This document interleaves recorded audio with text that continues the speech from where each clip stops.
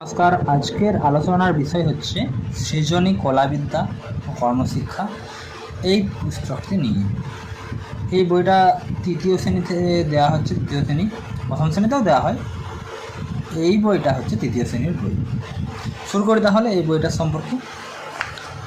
প্রথমে এই বইটা দেওয়া হয় কিন্তু এবছর থেকে, ছাপা হয়েছে 2025 সালের ডিসেম্বর প্রথম প্রকাশ। এটা কেন দেয়া হচ্ছে এই কারণটা আমরা জানব। কারণ হচ্ছে জাতীয় শিক্ষানীতি 2023কে অনুসরণ করে, এছাড়াও জাতীয় পাঠ্যক্রমের রূপরেখা 2005, শিক্ষার অধিকার আইন 2009 প্রভৃতি বিষয়কে অনুসরণ করে গঠন বিন্যাস করা হয়েছে। বিশেষত জাতীয় শিক্ষানীতিতে নতুন করে বর্ণন করা হয়েছে। এখানে বলা হয়েছে যে ছাত্রছাত্রীরা হাতে কলমে প্রয়োগের মাধ্যমে, মুক্ত চিন্তার মাধ্যমে বাস্তবসম্মত জ্ঞান অর্জন করবে। তাই এই বইটা তৈরি করার মূল উদ্দেশ্য হচ্ছে যাতে তারা বাস্তবধর্মী হয়ে ওঠে এবং কল্পনার বিকাশ করে। এরপর এই বইটার নাম হচ্ছে সৃজনী। আর এই বইটার সাহায্যে ছাত্রছাত্রীরা কর্মশিক্ষা এবং বুনিয়াদী শিক্ষার ধারণা পায়। এরপরে হচ্ছে এই বইটার যে প্রচ্ছদ অলঙ্করণ করেছেন কি সেটা আমরা দেখব।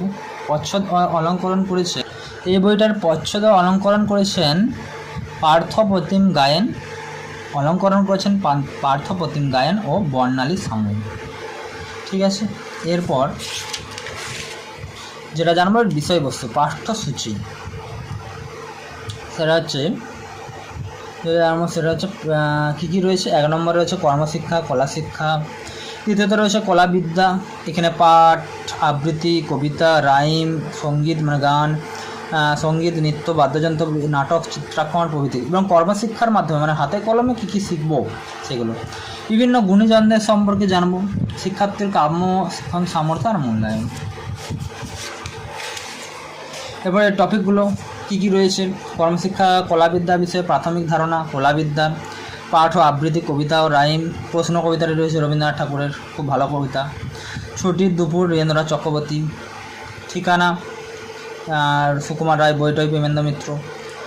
ইংলিশ সম্পর্কে শুরু রয়েছে অ্যানিমেস টু, who has seen the wind, কি বাতাসকে দেখেছে আর কি।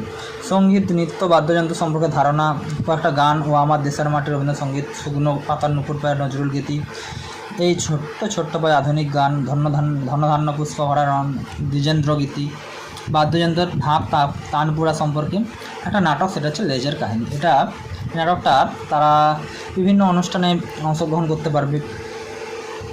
বিভিন্ন জ্যামিতিক আকৃতি, গাছ, ঘর তৈরি করা, ফুল পাতা তৈরি করা, এছাড়া বিভিন্ন নৌকা তৈরি করা জ্যামিতিক আকৃতি ব্যবহার করে। দ্বিতীয় সারির রঙ্গোলি, আলপনা, কর্মশিক্ষা, গুণীজন পরিচিতি এ সম্পর্কে জানবো। অবনীন্দ্রনাথ ঠাকুর, নন্দলাল বসু, ওস্তাদ জাকির হোসেন, পণ্ডিত রবিশঙ্কর, সুধীন্দ্রনাথ সরকার, কিষাণু দে।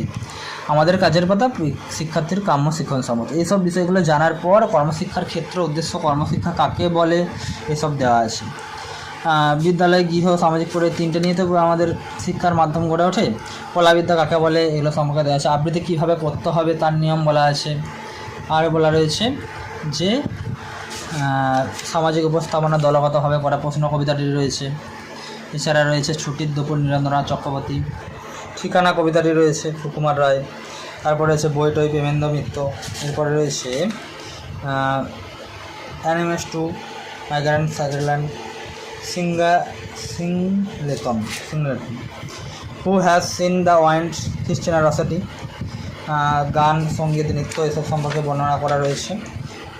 রবীন্দ্রসঙ্গীত, নজরুল গীতি, এছাড়া আধুনিক গান, দ্বিজেন্দ্র গীতি, বাদ্যযন্ত্র পরিচিতি সম্পর্কে রয়েছে।